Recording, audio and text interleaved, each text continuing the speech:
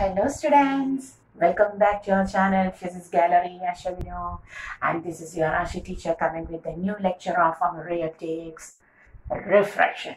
Today we are going to start our refraction. Okay, so in the last classes we were discussing the property called as refraction. We have discussed the refraction by plane mirrors and spherical mirrors in detail, and now we are going to the next property which can be explained on the basis of the particle nature of light that we are studying in our ray optics. Okay, and the topic is refraction. We are discussing about refraction, and the speciality of the topic is that everyone knows what is refraction. So tell me, what is refraction? Yeah, surely it is the bending of light ray when it travels from one transparent medium to another transparent medium. Okay, so what is refraction? Everyone know it is the bending of light ray when it travels from one transparent medium to another transparent medium. Okay, but the speciality is that media will have different optical density. Their optical density, not the normal density, which is the mass by volume. We commonly refer density as mass by volume. We are not at all talking about that density. We are talking about the optical density. Okay, that is the bending of, we are going to define this refraction, the bending of light ray when it travels from one medium, travels from one medium to another medium,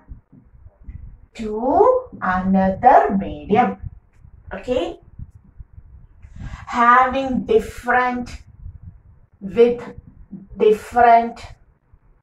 optical densities. Optical density is called as refraction. So tell me, what is refraction? The bending of light rays when it travels from one transparent medium to another transparent medium. I have not written the transparent. Light always travels through transparent medium. Okay, the medium which allows the light to travel is called as transparent medium, and when light travels from one transparent medium to another transparent medium, what happens? A bending occurs. But these transparent medium will have different optical density. These transparent medium will have different optical density. So what is this optical density? That means we know the speed of light is different in different medium. The speed of light is different in different medium. Everyone know that. Okay. The medium through which light travels faster. The medium through which light travels faster is called as optically rarer medium. And the medium through which that light travels slower is called as optically denser medium. Okay. So the medium through which light travels faster is called as optically rarer medium. Okay, and the medium through which the light travels slower is called as optically, if the speed is slow, speed is small, we can say it is the optically denser medium. Clear? Okay, so what is optical denser medium? The medium through which light travels slower is called as optically denser medium, and the medium through which light travels faster is called as optically rarer medium. And in order to measure this optical density, we commonly use a term called as the absolute refractive index. We commonly use a term called as the absolute refractive index. So what is this absolute refractive index? It is the constant which is used to measure the optical density of a medium. And this absolute refractive index is commonly taken in terms of mu, or sometimes taken as small letter n. Okay, so what is absolute refractive index? It is the constant by which we measure the optical density of a medium. The optical density of a medium. Okay, that means it is the refractive index. Absolute refractive index is the ratio of speed of light in vacuum to the speed of light in the given medium. Okay, so what is mu? What is absolute refractive index? It is the ratio of speed of light in vacuum to speed of light in medium. That is, we can take it as C by V, where C is the speed of light in vacuum and V is the speed of light in that medium whose absolute refractive index we are taking. Okay, so both are speed. So what is the unit of refractive index? It has no unit and no dimension. It has no unit or dimension. No unit and dimension. Which dimension? MLT dimension. Okay, it has no unit and dimension. Okay, clear? And this is a constant which measures the optical density of a medium. That is, it is found that mu of, can you see? Okay, I just look on my camera whether it is visible. Yes, surely. That is, mu of water is given as 1.33. Mu of glass, normal glass, is obtained as 1.5. So when we compare water and glass, glass is optically denser medium and water is optically rarer medium. The speed of light is smaller in our glass and the speed of light is more in water.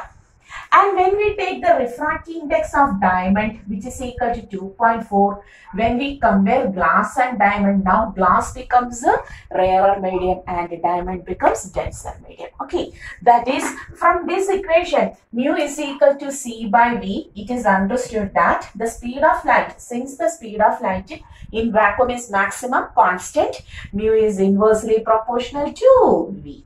Okay, that is, greater the mu value, greater the absolute refractive index of a medium, lesser will be the speed in that medium. Mu greater, we can write, if mu is greater, speed will be smaller. So medium through which light travels faster is optically rarer medium. If speed is maximum, mu will be lesser. Okay, optically rarer medium. Mu's lesser medium is called as optically rarer medium and mu larger medium is called as the optically denser medium. Clear? Okay, so what is refraction? It is the bending of light when it travels from one transparent medium to another transparent medium having different optical densities. Clear? Okay, and this optical density, optical density is measured by using a term called as the absolute refractive index of the medium, represented either by mu or n. We are taking mu. Okay, so it is the constant by which we measure the optical density of a medium and it is defined as the ratio of absolute refractive index of a medium is defined as the ratio of, yes, the speed of light in vacuum to the speed of light in that given medium. Okay, C is constant, so mu is inversely proportional to V. Mu greater, V lesser. Mu lesser, V greater. Clear? The absolute refractive index of water is constant, 1.33, which is also taken as 4 by 3 or 4 by 3. That of normal glass, there are different types of glass. For normal glass, it is 1.5, that is 3 by 2. And the density, that is the absolute refractive index of diamond is maximum, which is equal to 2.4. Clear? Okay, so this is refraction. Now we understood what is refraction. Clear? And suppose we have taken two different media having two different absolute refractive index. And suppose a ray of light is traveling from one medium to another medium. Okay. Suppose our ray of light is traveling through rarer medium and it enters into denser medium. Okay. A ray of light traveling through rarer medium enters into denser medium. What happens? The normal path will be like this if there is no deviation.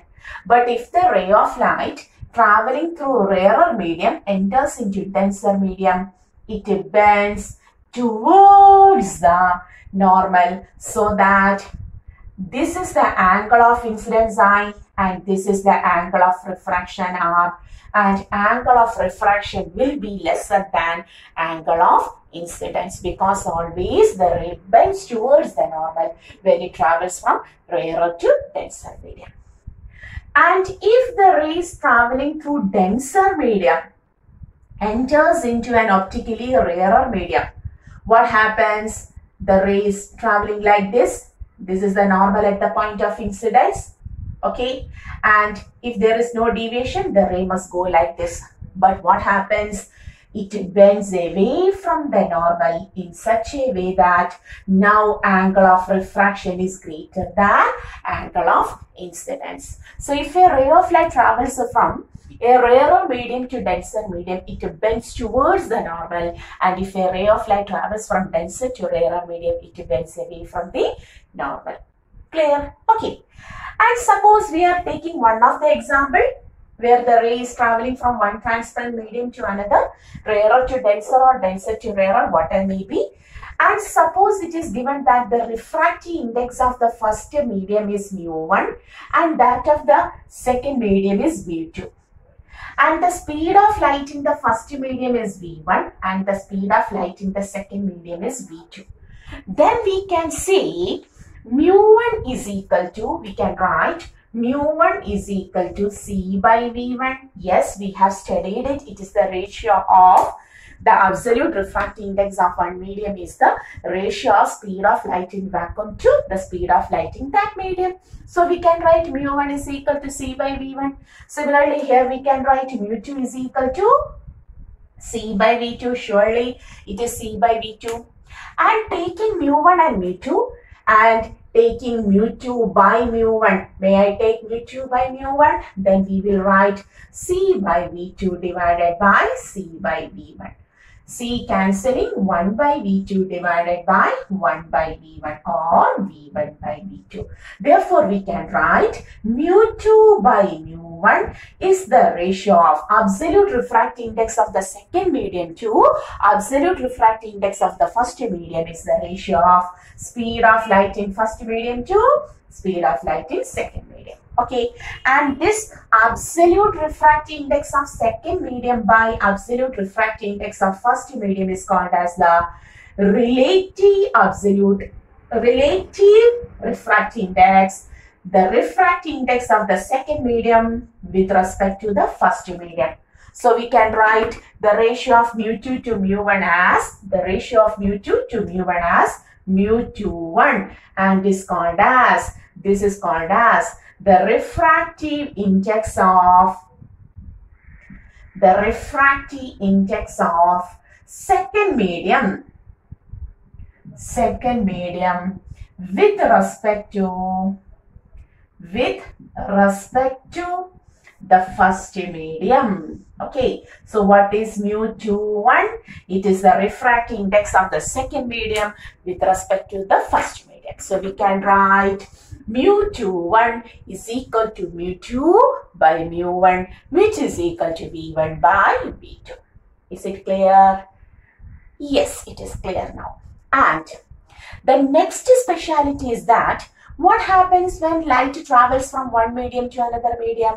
Yes, bending occurs because speed is different, wavelength changes, speed changes, everything changes. But the speciality is that the frequency of light doesn't depend upon the medium. The frequency of light doesn't changes when light travels from one transparent medium to another transparent medium. Very important. Frequency is a quantity of light which depends only on the source of light. If the source is same, the frequency of light is same through any medium. Even if it travels from vacuum to water, water to glass, glass through diamond, then any medium, frequency of that light remains constant. Okay, frequency is source dependent. In order to change the frequency, you have to change the source. Okay, that is, we have studied the equation V is equal to F lambda. In this equation, frequency is a constant when light travels from one transparent medium to another transparent medium. Therefore, we can write V is proportional to lambda, or V1 by V2 is equal to lambda 1 by lambda 2. We can write V1 by V2 is equal to lambda 1 by lambda 2.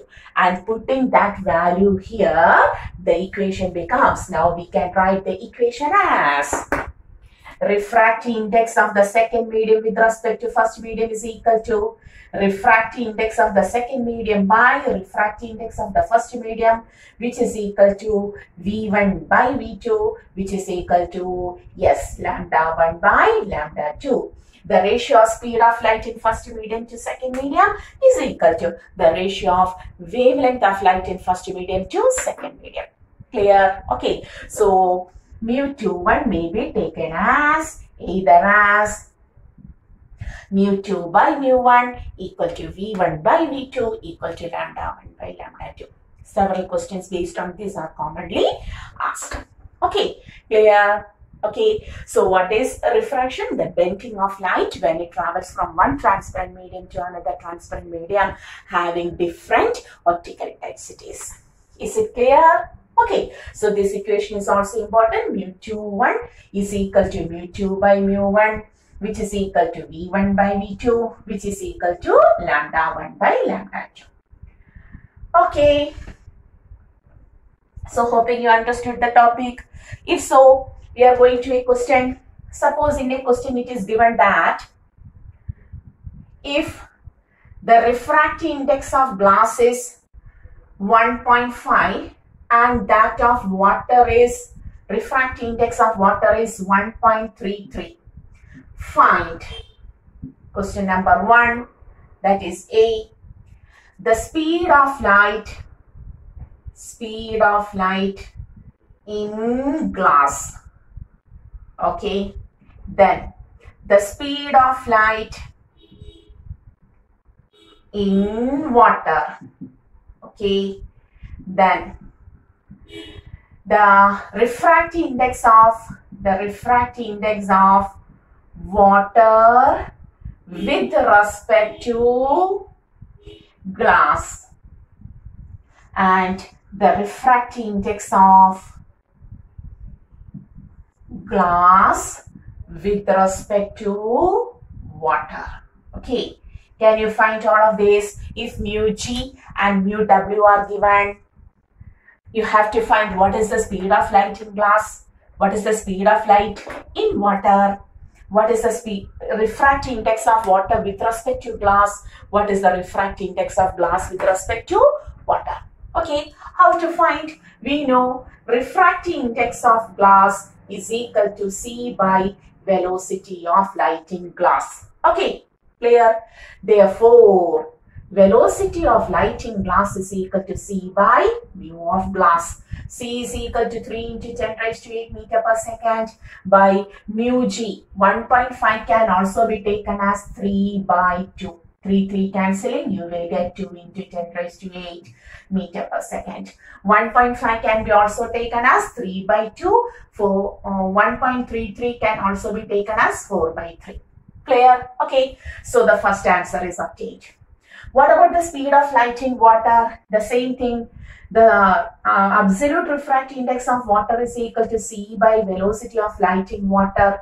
Therefore, V in water is equal to C by mu of water. We can write 3 into 10 raised to 8 meter per second by 4 by 3. That is 9 by 4 into 10 raised to 8 meter per second. Or cancelling 2 point, then 1, 2, 5, 4, 2.25 into 10 raised to 8 meter per second. Clear? Whether the board is visible? Yes. Okay. Now, what is the refractive index of water with respect to glass? we have to write refracting index of water with respect to glass is equal to refracting index of water to refracting index of glass. Okay, refracting index of water is 4 by 3 and that of glass is 3 by 2. You will get 4 into 2, 8 by 9. And refracting index of glass with respect to water, mu GW is equal to mu G by mu W, which is equal to 3 by 2 by 4 by 3, which is equal to 9 by 8. Clear? Okay. So everything is known to us. So we are talking about refraction, its optical density. Then what is absolute refractive index and what is relative refractive index? What is relative? This is relative refractive index. Refractive index of glass with respect to water. This is also relative refractive index.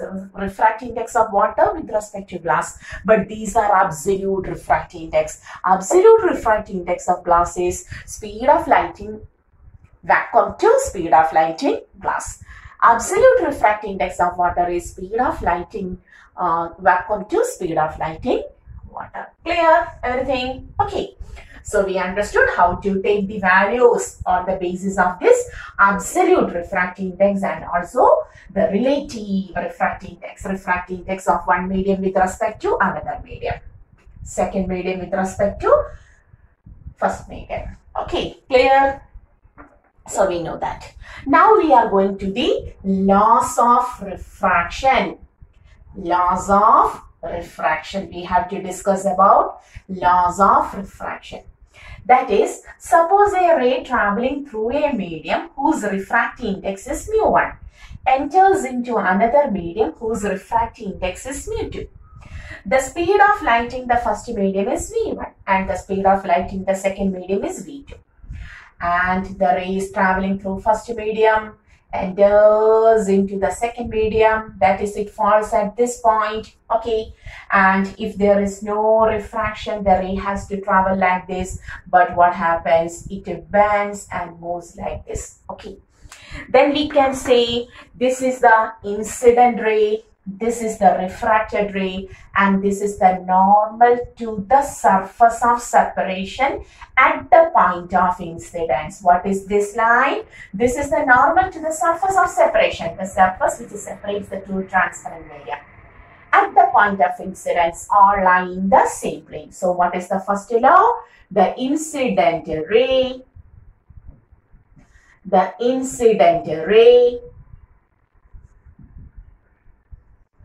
refracted ray, okay, the refracted ray and the normal to the surface of separation, normal to the surface of separation at the point of incidence.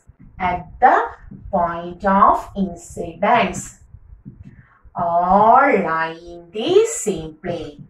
All lie in same plane. Okay, all will be in the plane of my board. That is, it will let the refracted ray never project out from this plane, because incident ray and the normal ray, normal to the surface, all are in my board. Then the refracted ray will also go through the plane of the board. Okay, the incident ray, the refracted ray and the normal to the surface of separation at the point of incidence all lie in the same plane. Okay, and the second law is called as the Snell's law. Yes, you have studied it in your 10th topic also, Snell's law. And here, the angle between the incident ray and the normal is called as angle of incidence, and the angle between the refracted ray and the normal is called as the angle of refraction.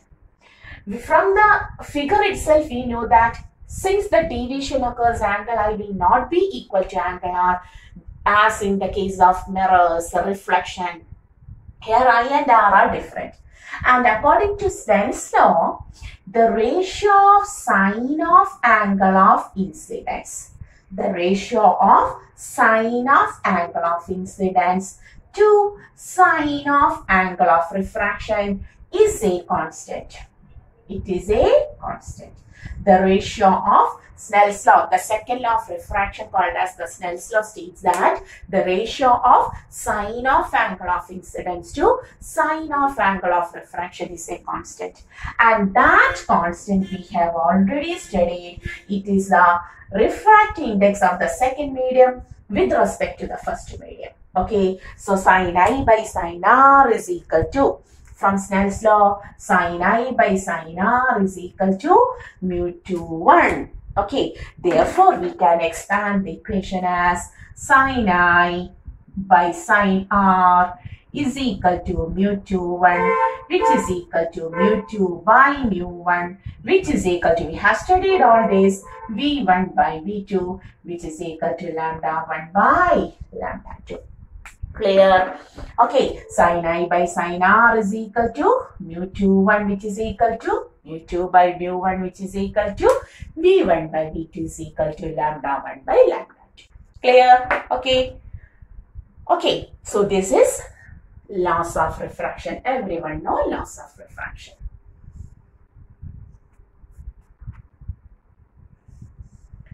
Okay, so hoping you understood everything. Now, we are going to certain consequence. We are going to certain consequence due to this refraction. We are going to discuss about the consequence of refraction. Okay, consequence of refraction. There are a lot of consequence of refraction. And the first consequence we are going to discuss is what happens when an object placed in one medium is viewed from another medium.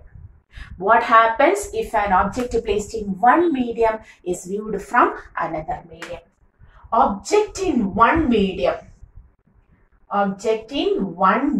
one transparent medium is viewed from, another medium. It is viewed from another medium. Okay, that is its first case.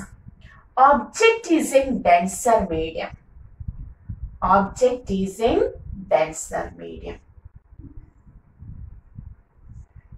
Is viewed from rarer medium. Okay, object is in denser medium and it is viewed from rarer medium. For example, suppose, we will draw here. Suppose there is a fish tank, some tank which is filled with water, and it is filled with water like this. And suppose a stone is dropped into this water. A stone is dropped. Okay. A stone is dropped. And the position of stone is this. This is our stone. Object. And the object is in the medium, which is water. That is denser medium. And we are viewing it from rarer medium. Okay. So, in order to view an object, what happens? The ray has to travel from the object. Normal incidence I is equal to 0. Therefore, R will be also equal to 0. The ray will go through like this. Okay, correct? The ray will move like this. Because for normal incidence, what is I? What is normal incidence? Suppose a ray falls from first medium like this, having the refractive index mu1 to mu2. Okay, here I is equal to 0. Sin I 0, therefore sin R will be also 0. The ray will go without any deviation. So for normal incidence, we know there is no deviation. So the ray will go like this. And the second ray we are taking like this. Suppose this is the second ray. And now it is traveling from denser, enters into rarer, it bends, denser to rarer medium, it bends away from the normal like this. Okay. So whether these two refracted rays meet whether these two refracted rays will meet? No. So we will extend the rays to the back side, and we understood, yes, we get an image of the object. This was the object. This is our object O, and we will get an image here. Okay, so we got an image here. Clear? So now we understood this was the real depth of the object. This was the real depth of the object. But now we got it here. We are viewing this object at this position. That is, we can see the object inside the denser medium only in an apparent depth.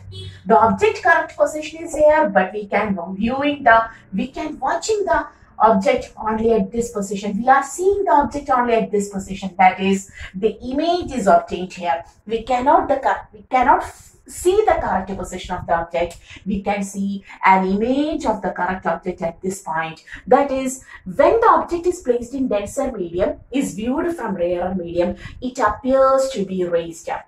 What happens? It appears to be raised up. Okay, just I look on my camera. Yes.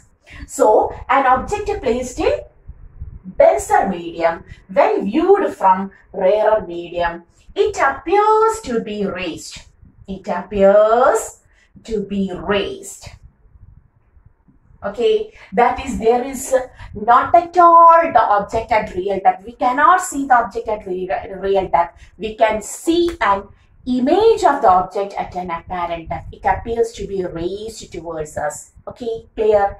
And suppose the refractive index of the medium through which the first ray comes is taken as mu2. I am taking the refractive index of the denser medium as mu2 and the refractive index of the rarer medium as mu1. Okay, may I take like that? The refractive index of the denser medium. The first medium is denser now. The refractive index of the first medium, denser medium, I am going to take it as mu2, and the refractive index of the rarer medium, we are going to take it as mu1. Okay, clear? Refractive index of the denser medium is mu2, and that of the rarer medium is mu1. Okay, clear? And we want a relation connecting this real depth, apparent depth, mu1, mu2, everything. For that, we are just considering certain angles here. Yes, we know this is angle I. This is angle I. Yes, surely it is the angle I. Okay, this is angle I. If this is angle I, surely this is also angle I. Yes, it is also angle I.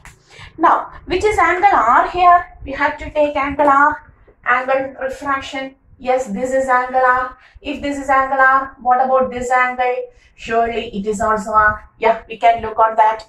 Yeah, we have projected it back side and we got the image. So this is R, this is also R. This is R, this is I, this is also I. And taking this point as, may I take this as A, this point as B, everything? Okay. Yes, I have taken. Now, we are watching this object inside the denser medium from this air or rarer medium. So, this angle I and R will be very small, so that in order to enter these rays into our eye, this angle will be very small, just to show that we have taken it to be a larger angle. But in order to obtain these rays on the eyes of the observer here, I, R, everything will be very small. Okay, that rays have to enter. We are looking onto the water. There is a stone inside water and we are looking. To our this eye, these rays has to be collected. That means the rays which are deviated by an angle I, R, everything will be very small. Then only they enter into our eye. That means here we have to write angle I and angle R are very small. Are very small.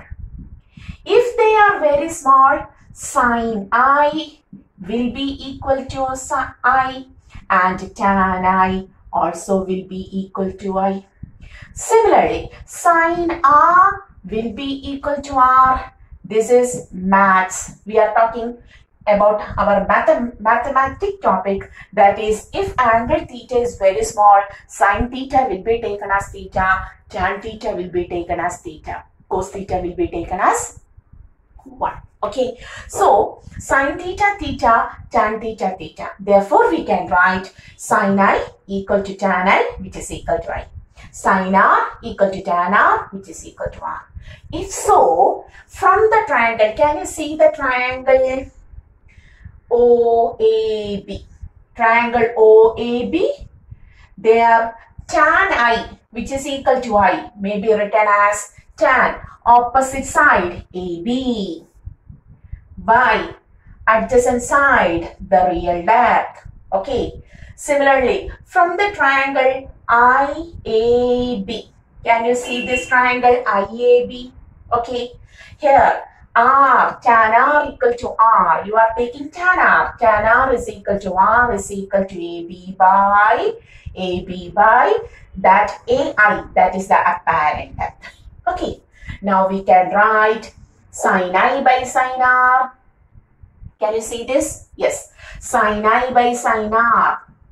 Sin I by sin R is equal to I by R, which is equal to AB by RD, real depth, AB by AD, apparent depth. Or you can write apparent depth by real depth. Now we can write it as apparent depth by real depth. Okay.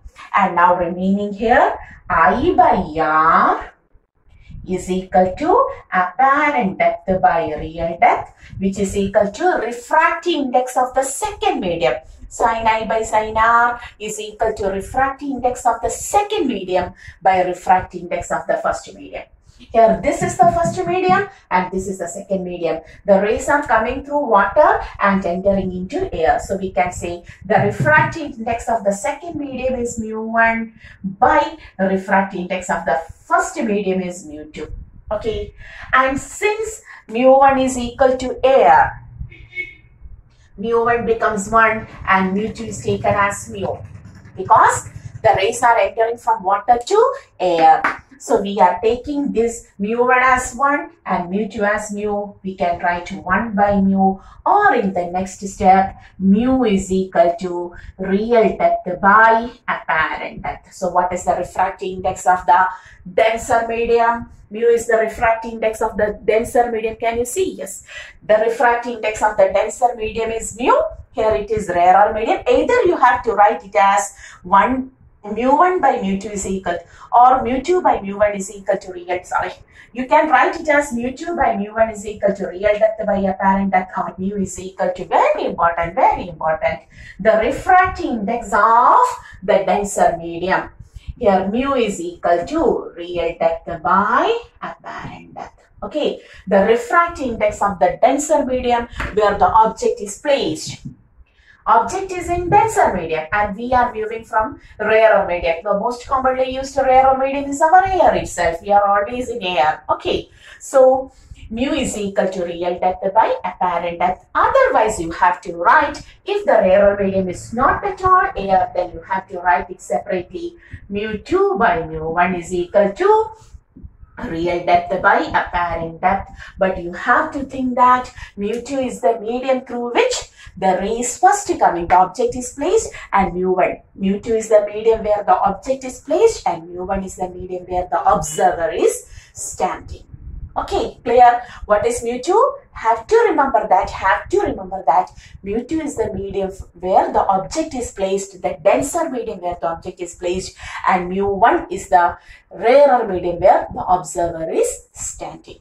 Okay, so mu2 by mu1 is equal to real depth by apparent depth, and if the rarer medium is air, then the refractive index of the denser medium where the object is placed is become real depth by apparent depth. Mu is equal to real depth by apparent depth. So when the object is placed in denser medium,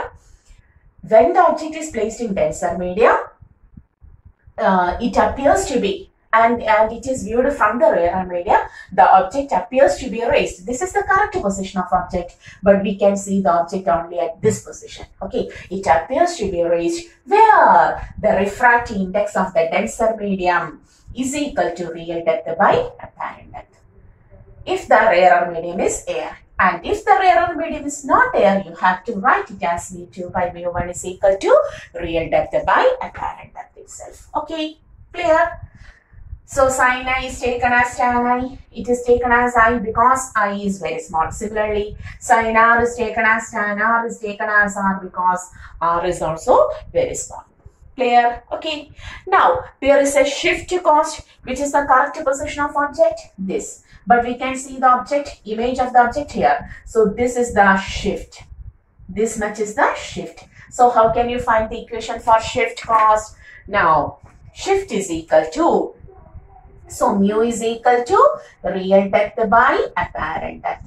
And similarly, shift is equal to, we can write shift as real depth minus apparent depth, isn't it? This is real depth, this is apparent depth. So shift is equal to real depth minus apparent depth, or shift is equal to, from here you can write real depth minus real depth by mu, or shift is equal to real depth into 1 minus 1 by mu. And this real depth is taken as the thickness of the medium. If I take this as the thickness of the medium, we can write the equation for shift as T into 1 minus 1 by mu also. The shift yes is also equal to T into 1 minus 1 by mu. Shift is equal to real depth by apparent depth, or in the terms of refractive index of the denser medium, S is also equal to T into 1 minus 1 by mu. Okay, so mu is equal to real depth by apparent depth, and shift S is equal to T into 1 minus 1 by mu. Clear? So we understood that when an object placed in a denser medium is viewed from rarer medium, what happens? It appears to be raised where the refractive index of the denser medium is real depth by apparent depth, and the shift is real depth minus apparent depth, or the thickness of the medium into 1 minus 1 by mu of the medium. Clear? Okay. Okay, very good. So now we understood what happens when an object placed in denser medium is viewed from rarer medium. Okay. And suppose inside the water it is not stone but a fish is there. Inside water fish is present and fish is looking on us. Now we are the object and fish is the observer. Object is in air or in rarer medium, and the fish is in, the observer, the fish is inside the denser medium. Now fish is looking on us. Now fish is looking on us. That is, we have reversed the condition. If the object placed in rarer medium is viewed from denser medium, what happens? We have to understand, we have to look whether it appears to be raised now to the object, that is we are the object and the fish is the observer. When fish looks on us, what happens to us? Okay, once more we are taking a fish tank. Okay, clear?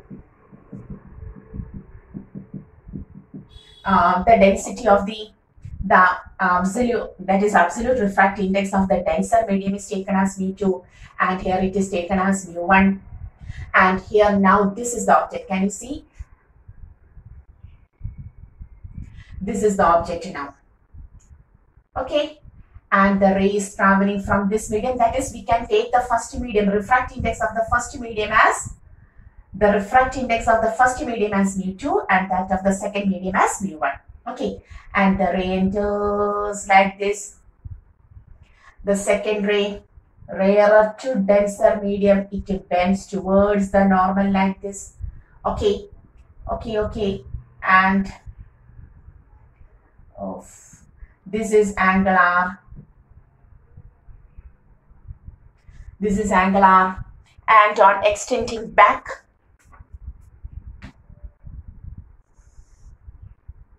here we can see the image I. Can you see it in the board? No problem. This is the real depth and this is the apparent depth where the fish is seeing the object. Okay. Okay. Now, which is angle I? This is angle I, angle of incidence, and this is angle R. If this is I, this is also I. If this is R, this is also, this angle is also R. As earlier, the point is A, this point is B. Everything. And we are taking the same thing. The rays, this is the correct object. This is the correct object too. But the fish inside water is seeing this object only at this position. Now too the image appears to be raised. Now too the image appears to be raised. Where as similar we are taking the triangles. Here I and R are very small. Here also I and R are very small. Okay. Just like in the earlier case we are taking the triangle OAB. There tan I which is equal to I equal to opposite side AB by real depth, and in the triangle IAB tan R which is equal to R which is equal to AB by apparent depth AD. So taking sin I by sin R as I by R is equal to apparent depth by real depth, and which is equal to the refractive index of the second medium, the refractive index of the second medium to that of the first medium. So this is the second medium mu1 and this is the first medium mu2. So no, we have to take here also the refractive index of the denser medium as mu2 and the rarer medium as mu1. Therefore, refractive index of the denser medium, second medium by refractive index of the first medium. Always take it, otherwise there will be certain confusion. So take the refractive index of the denser medium as mu2 and the refractive index of the rarer medium like that. Okay. Once more, the refractive index of the denser medium is mu2 and the refractive index of rarer medium is taken as mu1. So that second medium mu2 by mu1. If mu1 is equal to here, we can write if mu1 is equal to 1, then mu2 can be taken as mu. Then putting the value mu by 1, or you have to write mu. The refractive index of the denser medium now becomes apparent depth by real depth. The refractive index of the denser medium is now become apparent depth by real depth. Clear? In the earlier case when the object was in denser medium and we are looking from the rarer medium, the object inside water is viewed from us. The refractive index of the denser medium was real depth by apparent depth. But now, when the object is in rarer medium and the observer is watching the object in the rarer medium from denser medium, here there is the observer. Then the refractive index of the denser medium becomes mu is equal to apparent depth by real depth. Okay, and this much is the shift. And here shift S is equal to, we can write shift is equal to, S is equal to apparent depth minus real depth. Okay, or it is equal to apparent depth, we can write mu into real depth minus real depth, or S becomes real depth into mu minus 1. Real depth into mu minus 1, isn't it? And if real depth is taken as the thickness, then S is equal to T into mu minus 1. Okay, clear? That is, if the object is placed in the rarer medium, is viewed from denser medium, whose refractive index is mu, then you have to write refractive index mu is equal to apparent depth by real depth and shift S is equal to T into mu minus 1. Clear? Okay.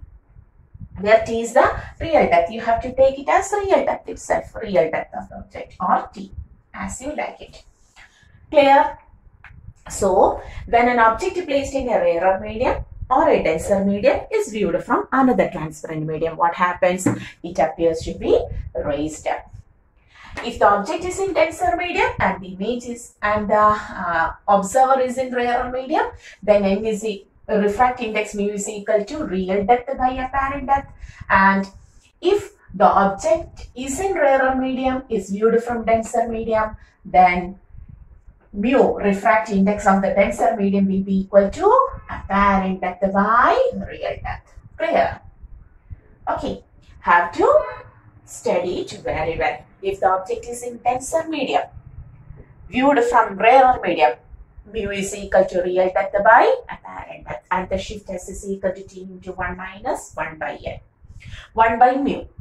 And similarly, if the object is in rarer medium, is viewed from denser medium, the second case, object in rarer medium, we are watched by the fish. We are the object and the fish is the observer.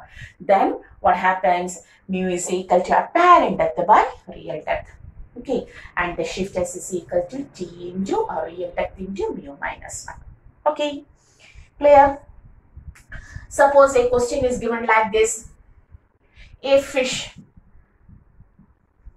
12 centimeter deep in water, 12 centimeter deep in water, is viewed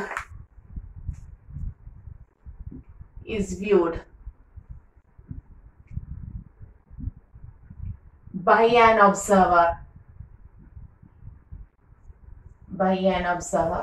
on the bank of water. What is the shift, cost, and the apparent depth?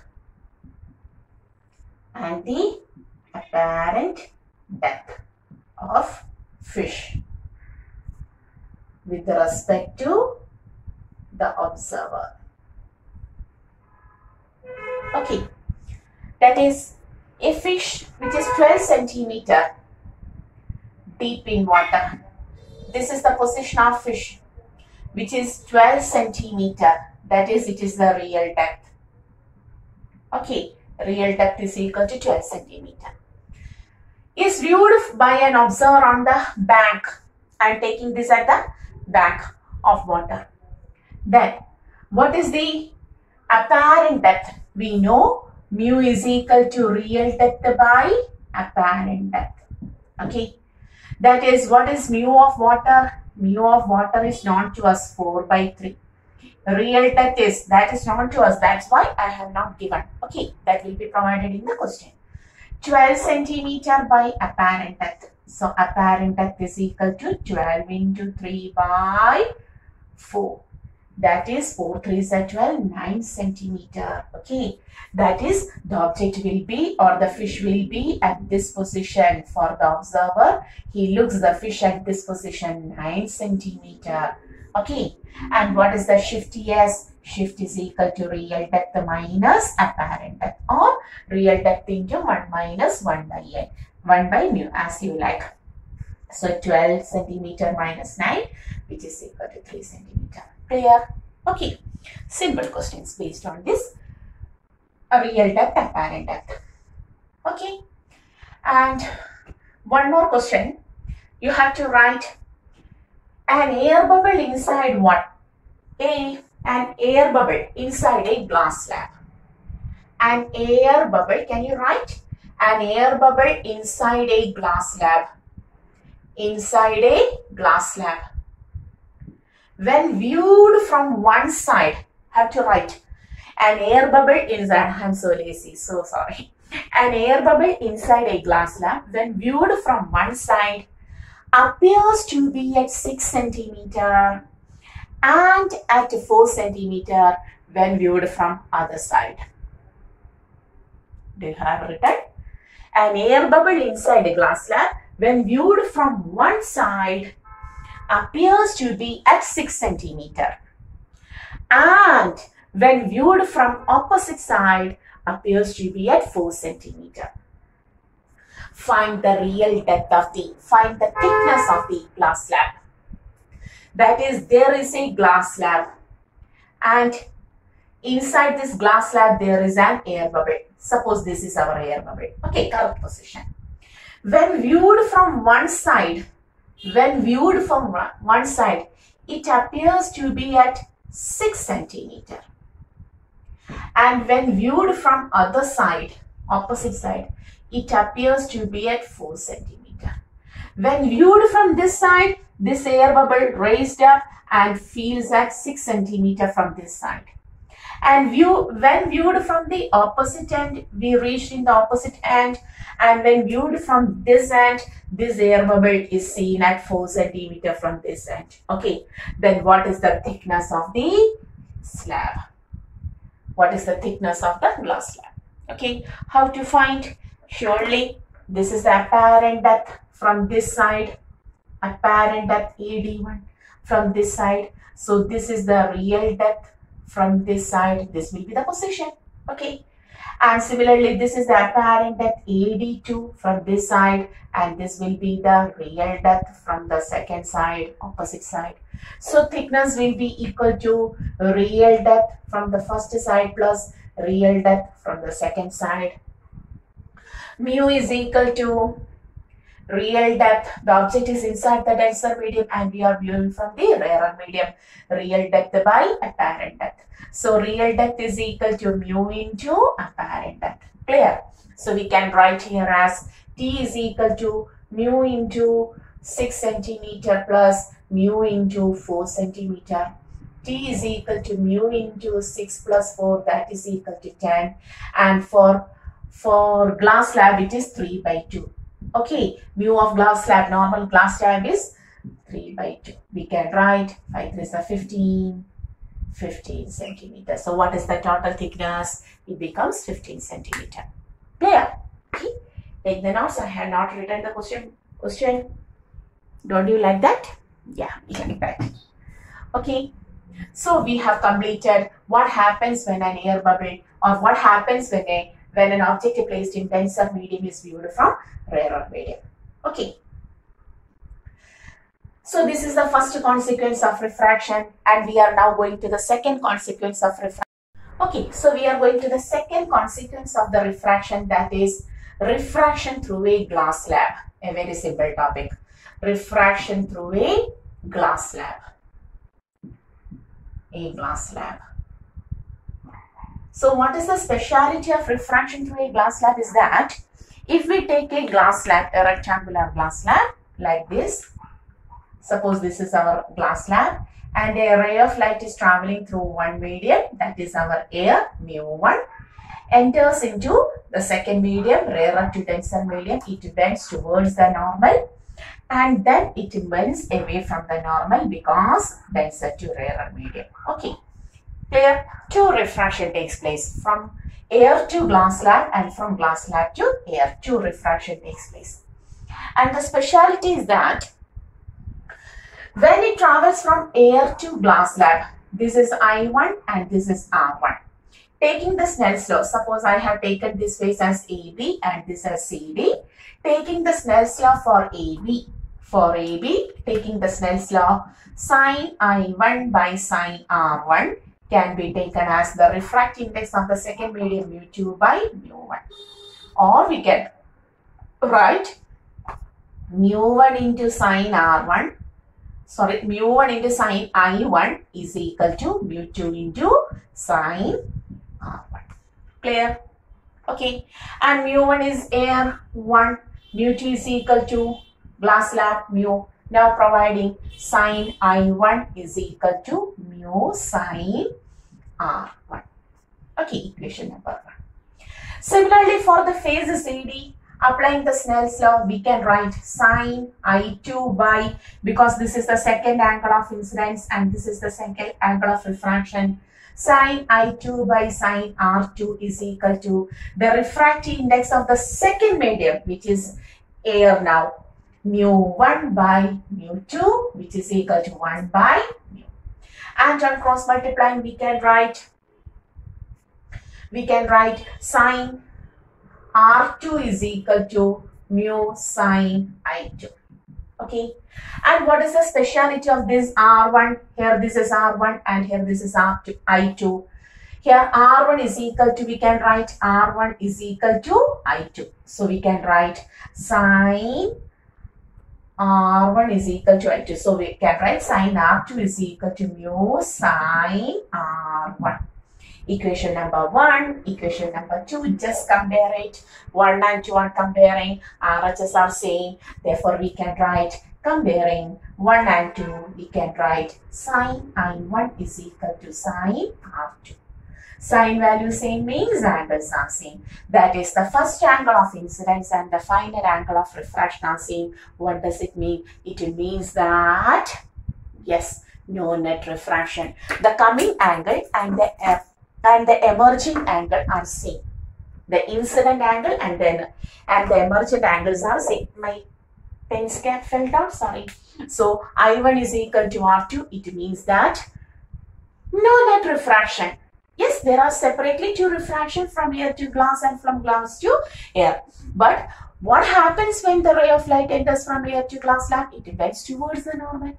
And what happens when it passes from glass slab to air? It bends away from the normal. So what happens? How much bending towards occurs? That much bending away occurs when it moves from glass to air. That is the net refraction from this equation I1 is equal to R2. You can write that there is no net refraction for the ray.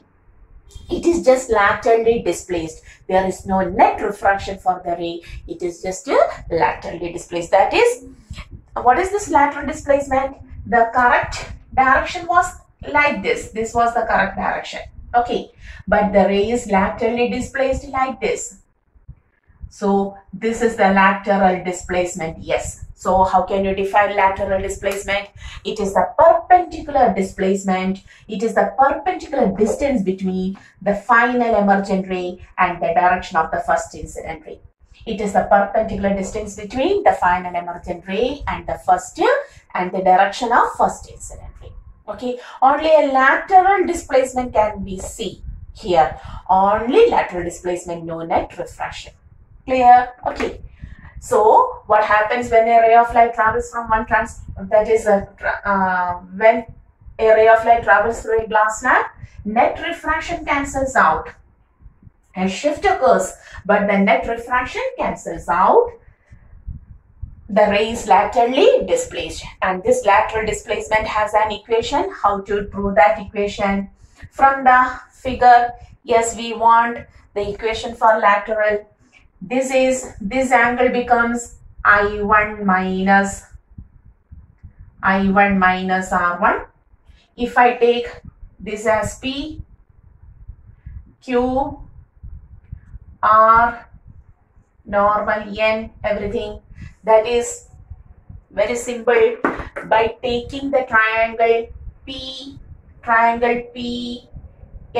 PNR, you can write sine of I1 minus R1 is equal to opposite side lateral shift by PR.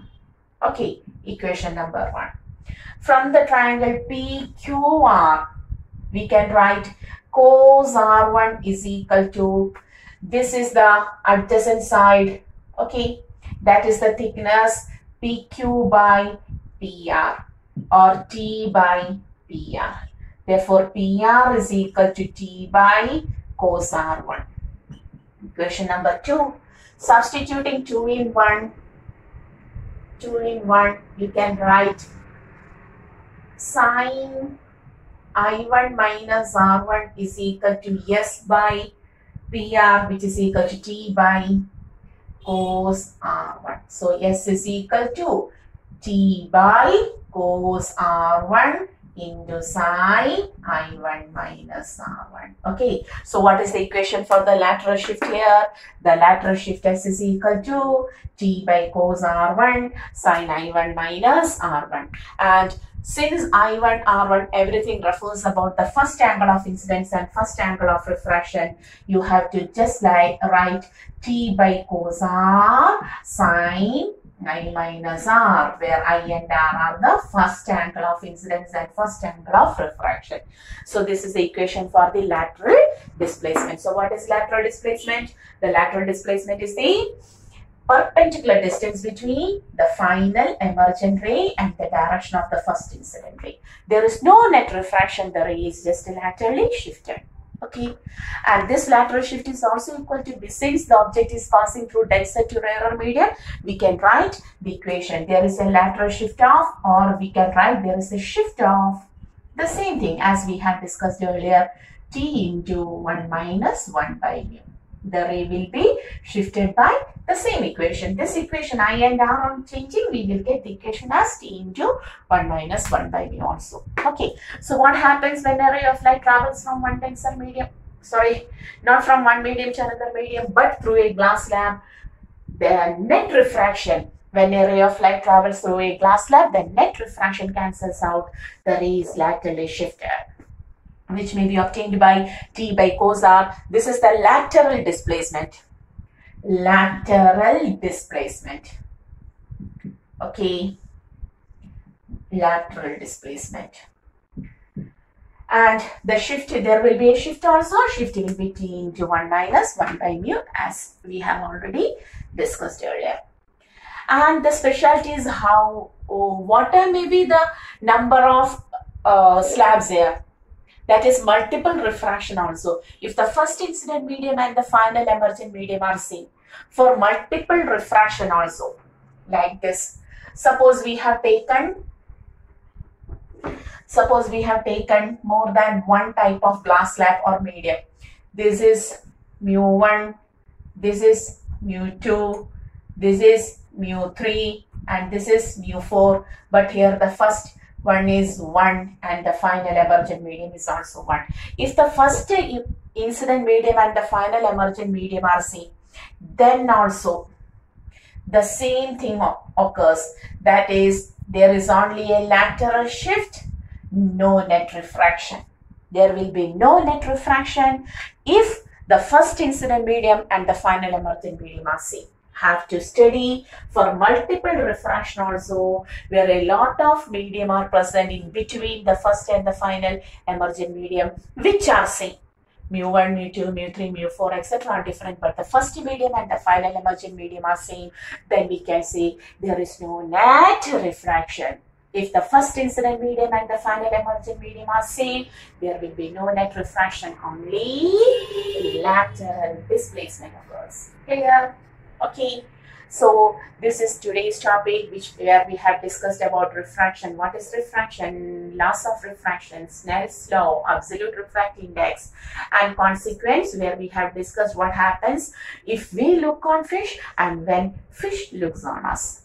Also, refraction through a glass slab, no net refraction. If the first incident and the final emergent media are same, then there will be no refraction through a glass slab, even if there are different media present. Okay. Only a lateral displacement. Lateral displacement is equal to T by cos R sin I minus R. And for multiple refraction also, we have to take only first angle of incidence and first angle of refraction. Thereafter, what happens? We don't have to consider if the first incident medium and the final emergent medium are same. So for the first incident medium and final emergent medium same, no net refraction occurs. Clear? So hoping today's topic you understood very well, and till the next class, where we will discuss about the critical angle, total internal reflection, and the consequence of total internal reflection. Till that class, you have to study well, go through the topics well, and once more, this is our channel, Physics Gallery Ashabino. See you.